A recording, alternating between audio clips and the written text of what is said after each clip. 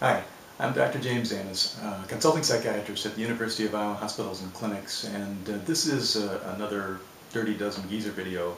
This one's about the treatment of alcohol withdrawal, and it's best viewed in the full presentation on my blog site, The Practical Psychosomaticist, at jajsamos.wordpress.com.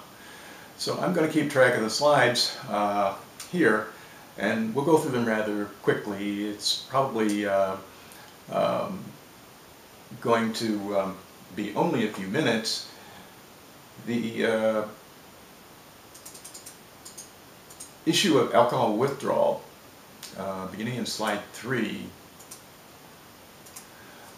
is significant. Alcohol abuse or alcohol dependence occurs in about 20% of hospitalized patients and about 40% of emergency room patients. Serious complications of alcohol withdrawal include withdrawal seizures and alcohol withdrawal delirium, otherwise known as delirium tremens. Seizures can occur between 6 to 48 hours of cessation of drinking, although these are broad parameters, and alcohol withdrawal delirium generally occurs within 2 to 4 days of the cessation of drinking. It's always important to check for other medical causes of delirium. Slide 4 is a summary of the signs and symptoms of alcohol withdrawal. There's a couple of slides about this.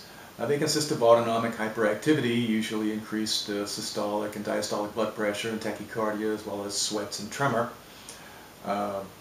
Hallucinations, psychomotor agitation, extreme anxiety in seizures can occur as well. The pharmacologic treatment of choice for alcohol withdrawal are the benzodiazepines, and other drugs are under study, of course. The most important question or one of the most important questions that a physician can ask the patient and the patient's family upon admission to hospital is, when was the patient's last drink? And that will be a pretty good guide for anticipating and treating alcohol withdrawal. The next slide, slide 6, is generally a summary of the signs and symptoms of acute alcohol withdrawal. The slide 7 is about a slide that summarizes the time course of when the signs and symptoms of alcohol withdrawal can occur. In general, broadly stated, within 6 to 12 hours, an acute withdrawal syndrome can begin. 24 hours or so, withdrawal seizures can be seen. In about 72 to 96 hours, delirium tremens can also occur. The course of withdrawal can be prolonged, especially if delirium tremens supervenes and there are other medical complications. There are pros and cons to standardized alcohol treatment or alcohol withdrawal treatment protocols.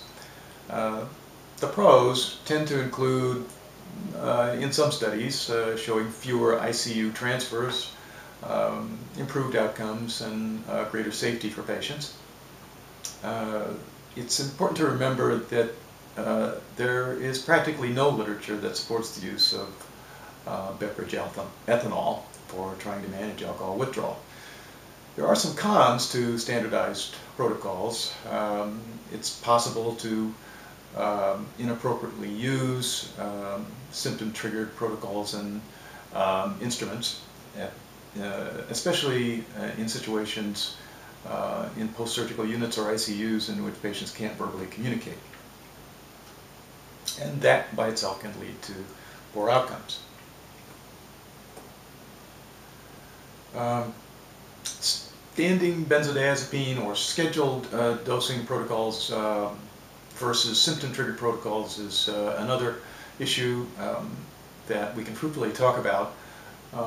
Scheduled benzodiazepine dosing can be overdone. Some people can get too much benzodiazepine, and then an intoxication benzodiazepine or benzodiazepine intoxication delirium can occur.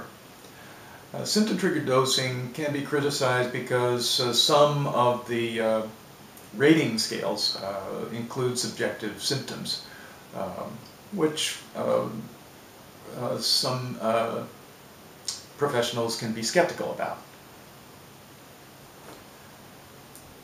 So I think it's really important for medical teams and nurses to consider the severity of the illness with which the patient presents, the setting in which it occurs, either in an addiction, a specialized addiction unit, or in a medical unit, and the training of the staff and the use of the rating scale in terms of how to manage the decision point between scheduled dosing and symptom-triggered protocols. There's an example of a rating scale on slide 10, and then the last two slides are the usual references and